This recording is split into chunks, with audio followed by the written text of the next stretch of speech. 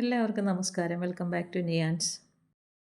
ഒരു വെറൈറ്റി ടേസ്റ്റിൽ തയ്യാറാക്കിയ ചീരത്തോരൻ്റെ റെസിപ്പിയാണ് ഇന്നത്തെ വീഡിയോയിലുള്ളത്.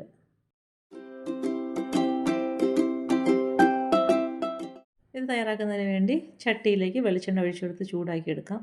വെളിച്ചെണ്ണ ചൂടായി വരുമ്പോൾ അതിലേക്ക് 1 ടീസ്പൂൺ കടലപ്പരിപ്പും 1 ടീസ്പൂൺ ഉഴുന്ന് പരിപ്പും 1/4 ടീസ്പൂൺ ജീരകവും 2 വറ്റൽമുളകും കൂടി ഇട്ട് കൊടുത്ത് നന്നായിട്ടൊന്ന് മൂപ്പിച്ചെടുക്കണം.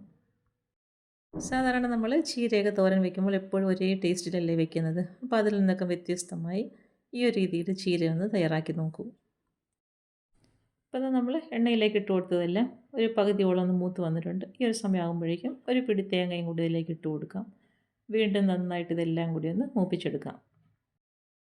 അപ്പോൾ ഇട്ട് കൊടുത്ത തേങ്ങയൊക്കെ നന്നായിട്ടൊന്ന് മൂത്ത് കളർ മാറി വരണം. ആ ഒരു സമയം വരെ ഇതിനെ ഒന്ന് ഇളക്കി കൊടുക്കാം. ഇതുപോലെ നന്നായിട്ട് കളറ് മാറി മൂത്ത് വരുമ്പോൾ എണ്ണയിൽ നിന്നും കോരി മാറ്റാം.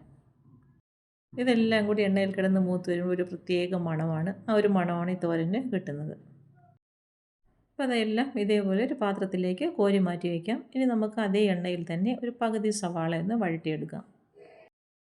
സവാള നന്നായിട്ടൊന്ന് വഴണ്ട് കളറൊക്കെ മാറി വരുന്ന ഒരു സമയമാകുമ്പോഴേക്കും ഇതിലേക്ക് കുറച്ച് പുളി ചേർത്ത് കൊടുക്കണം. ഒരു ചെറിയൊരു നെല്ലിക്ക വലുപ്പത്തിനുള്ള പുളി വേണം ഇതിലേക്ക് ചേർത്ത് കൊടുക്കാൻ. പുളി ഇട്ട് കൊടുത്തതിന് ശേഷം അതും എണ്ണയിലിട്ട് നന്നായിട്ടൊന്ന് മൂപ്പിച്ചെടുക്കാം. ഇനി ഇതിലേക്ക് ചേർത്ത് കൊടുക്കേണ്ടത് ഒരു 3-4 അല്ലി ചതച്ച വെളുത്തുള്ളിയാണ്. അതും കൂടി ഇട്ട് കൊടുത്ത് വീണ്ടും നല്ലതുപോലെ വഴറ്റി കൊടുക്കാം. ഇപ്പോൾ അത് ഇട്ട് കൊടുത്തതെല്ലാം നന്നായിട്ടൊന്നുകൂടി ഒന്ന് മൂത്ത് വന്നിട്ടുണ്ട്. ഈ ഒരു സമയമാകുമ്പോഴേക്കും അതും എണ്ണയിൽ നിന്നും കോരി മാറ്റാം. നേരത്തെ വറുത്ത് കോരി വെച്ചിരിക്കുന്നതിൻ്റെ കൂടെ തന്നെ അതും അങ്ങ് കോരി വയ്ക്കാം. ഇനി നമുക്ക് ഇത് നന്നായിട്ട് തണുത്ത് കിട്ടുമ്പോഴൊന്ന് പൊടിച്ചെടുക്കാനുള്ളതാണ്. ഇനി വീണ്ടും ചട്ടിയിലേക്ക് കുറച്ച് എണ്ണ ഒഴിച്ചു കൊടുത്ത് കടുകും കറിവേപ്പിലയും കൂടി ഒന്ന് മൂപ്പിച്ചെടുക്കാം. കടുകും കറിവേപ്പിലയും മൂത്ത് വരുമ്പോൾ ഇതേപോലെ ഇത്രത്തോളം ചീര അരിഞ്ഞ് വെച്ചിട്ടുണ്ട്. അത് ഇതിലേക്ക് ഇട്ട് കൊടുക്കാം. ഒരു വലിയ ബൗൾ നിറയെ ചീര ഉണ്ടായിരുന്നു. വളരെ ചെറുതായിട്ട് അരിഞ്ഞെടുത്തതാണ്. അത് ചട്ടിയിലേക്ക് ഇട്ട് കൊടുത്തതിന് ശേഷം അതിലേക്ക് ആവശ്യത്തിനുള്ള ഉപ്പും കൂടി ചേർത്ത് കൊടുക്കാം. ഉപ്പും ചേർത്ത് കൊടുത്തതിന് ശേഷം എണ്ണയിലിട്ട് നന്നായിട്ടൊന്ന് വാട്ടിയെടുക്കാം. അടച്ച് വെച്ച് കൊടുക്കേണ്ട, തുറന്നിട്ട് തന്നെ ഇതേപോലെ ഒന്ന് ഇളക്കി നല്ലതുപോലെ ഒന്ന് വാട്ടിയെടുക്കാം. ചീരയില ആയതുകൊണ്ട് തന്നെ വളരെ പെട്ടെന്ന് വാടി വെന്ത് വരും. അപ്പോൾ ആ സമയത്ത് ഇത്രയും ഒന്ന് ഇളക്കി കൊടുക്കാം. നന്നായിട്ട് വാടി വരുമ്പോൾ അതിലേക്ക് ഒരു 1/4 ടീസ്പൂണോളം മഞ്ഞൾപ്പൊടിയും കൂടി ചേർത്ത് കൊടുക്കാം. അതിന് ശേഷം വീണ്ടും നന്നായിട്ടൊന്ന് ഇളക്കി കൊടുക്കാം. ഇപ്പോൾ ചേർത്ത് കൊടുത്ത ചീര നന്നായിട്ട് വാടി വെന്ത് വന്നിട്ടുണ്ട്. ഇനി ഈ സമയത്ത് നമുക്ക് പൊടിച്ചു വച്ചിരിക്കുന്ന അരപ്പ് അതിലേക്ക് ചേർത്ത് കൊടുക്കാം. അരപ്പും ചേർത്ത് കൊടുത്തതിന് ശേഷം വീണ്ടും കൈയെടുക്കാതെ നന്നായിട്ടൊന്ന് ഇളക്കി യോജിപ്പിച്ചെടുക്കാം. അരപ്പ് ഇനി ആ ഇലയിലേക്ക് നന്നായിട്ടൊന്ന് മിക്സാക്കി എടുക്കണം.